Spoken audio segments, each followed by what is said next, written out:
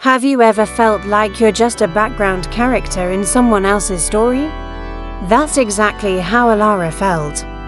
She lived in a kingdom that sparkled on the surface, but was drowning in debt and despair, ruled by a king who was more interested in his reflection than his people.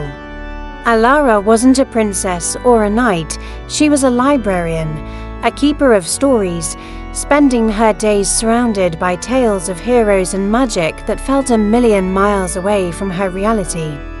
Her city, once vibrant, was now painted in shades of grey.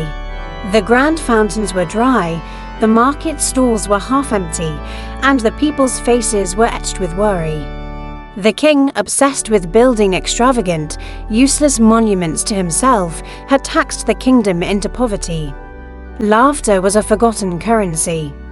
Allara's only escape was in her books, especially one ancient tome with a gilded cover that no one else ever touched. It spoke of a sunstone hidden deep in the Whispering Mountains, a gem said to hold the very essence of prosperity and joy. It wasn't just a legend to Allara, it was a glimmer of hope. One evening, as she was closing the library, she overheard a royal decree being announced. The king was raising taxes again, this time to fund a solid gold statue of his favorite horse. That was the last straw. The people's quiet desperation turned into angry murmurs. Allara looked at the faces around her neighbors, the baker who always saved her a warm roll, the old woman who told the best stories, and she knew she couldn't just stand by and watch her world crumble. The story of the Sunstone wasn't just a story anymore, it had to be real. That night, under the cloak of darkness, Allara packed a small bag, some dried fruit, a water skin, a worn map she'd copied from the ancient book, and her father's old, sturdy walking stick. She wasn't a hero. She was terrified. Her hands trembled as she wrote a short note for her colleagues, a symbol gone looking for the sun. Leaving the familiar comfort of her library was the hardest thing she'd ever done. The city gates loomed before her like the maw of a giant beast, but with a deep breath, she slipped into the shadows and began her journey. The Whispering Mountains lived up to their name. The wind howled through the jagged peaks like mournful ghosts, and every shadow seemed to hide a lurking danger. Allara was a city girl, used to cobblestones, not treacherous, rocky paths. She stumbled, she fell, her clothes became torn, and her muscles ached with a fire she'd never known. Doubt was a constant companion, whispering that she was a fool, a librarian trying to play the hero. More than once, she almost turned back, lured by the thought of her quiet, safe life. But then, she'd remember the tired faces of her people. She'd think of the children who no longer played in the streets. And she'd find a new reserve of strength. She learned to read the stars for direction, to find edible plants, to build a fire against the biting cold. The mountains were a harsh teacher, but they were also forging her into someone new, someone stronger than the quiet girl who'd left the city. She was no longer just a keeper of stories, she was living one. One day, while seeking shelter from a sudden storm, she stumbled into a hidden cave. There, huddled around a small fire, was a group of people, outcasts and refugees who had fled the king's tyranny. They were wary at first, but when Allara shared her meager food and the warmth of her fire, their suspicion melted away. Their leader was an old man named Kale, his face a roadmap of hardship and wisdom. He'd been a royal advisor before the king's greed consumed him, and he'd been forced to flee. When Allara spoke of her quest for the Sunstone, the others scoffed. A fairy tale, they called it. A child's dream. But Kale looked at her with piercing eyes. He didn't dismiss her. Instead, he took her to a deeper chamber in the cave. The walls were covered in ancient carvings, the very same illustrations from her book. Kale explained that the Sunstone wasn't just a rock, it was a symbol. The legend was a metaphor for the collective spirit and courage of the people. The magic to restore the kingdom wasn't in a gem, but within them. Allara was devastated. Her entire journey, the hope that had fueled her, was based on a lie. She felt the weight of her failure crash down on her. But Kale gently placed a hand on her shoulder. "The story isn't a lie, child," he said softly. "It just isn't finished. You brought the story to us. You reminded us that we could be more than just refugees hiding in a cave. You are the spark." Looking at the hopeful faces of the outcasts, Allara began to understand.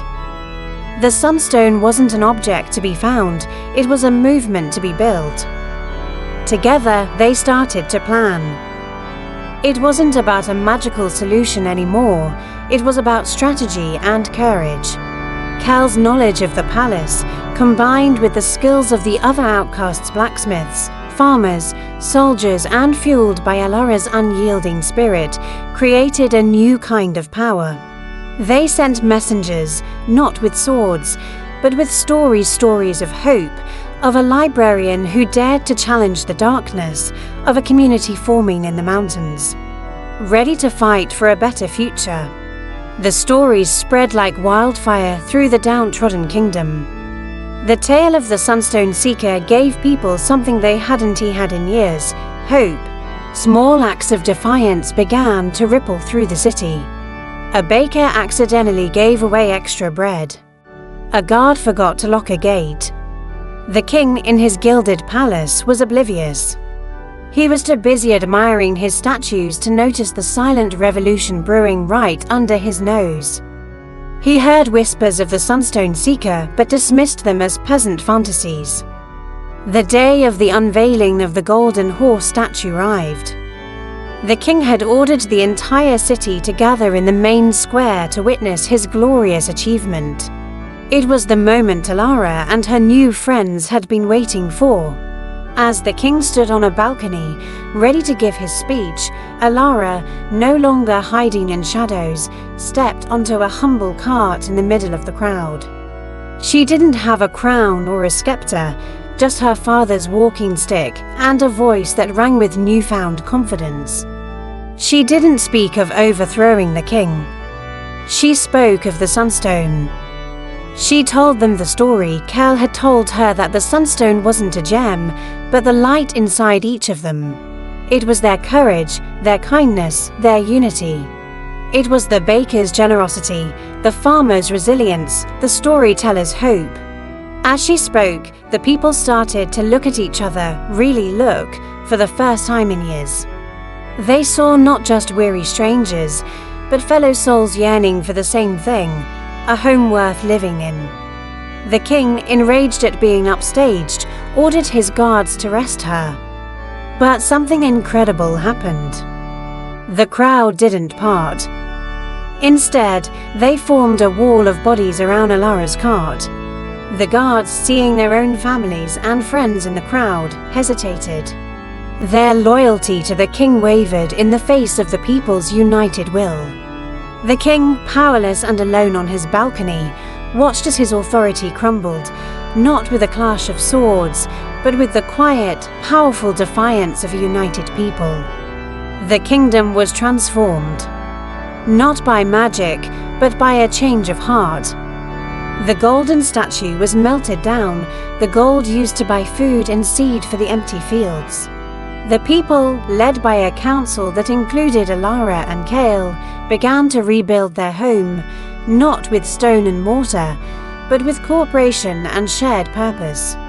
The fountains flowed again, the markets bustled with life, and laughter, true, hearty laughter, echoed through the streets once more.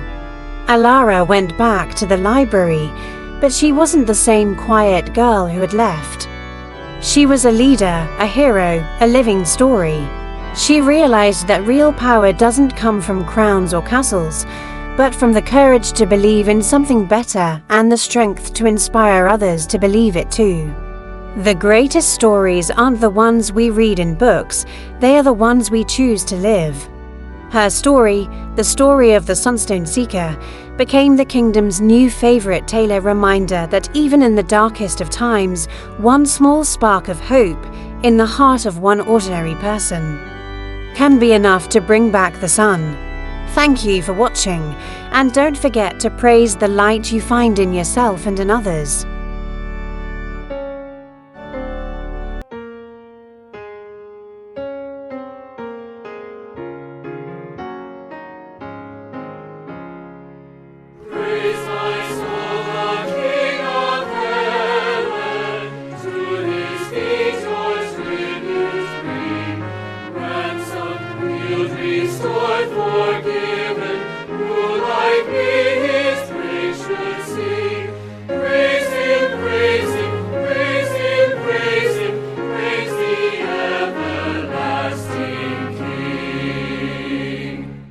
Praise him for his grace and favor to our fathers in distress.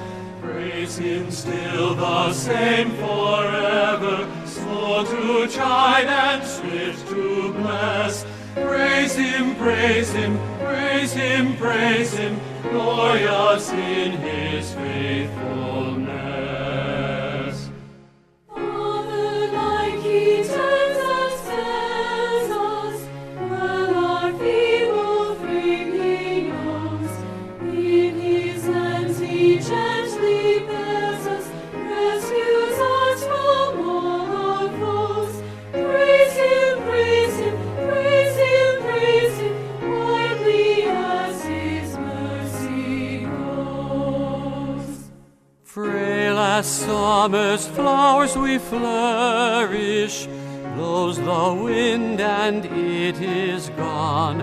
But while mortals rise and perish, God endures unchanging on. Praise him, praise him, praise him, praise him, praise the high eternal